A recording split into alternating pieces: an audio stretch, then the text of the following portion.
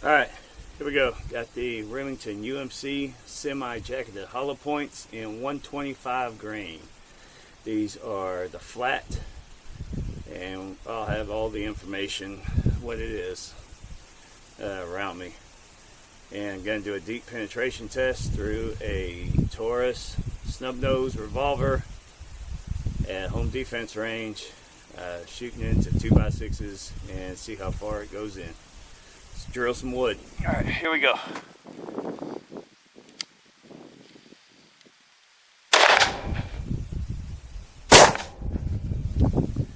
Definitely made it into the second board.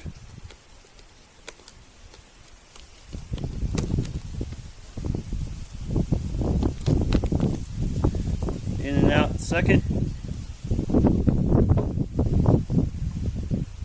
Or into the second. Made it into the third. So there we go. Actually, it went down on the third into an ankle, and we actually,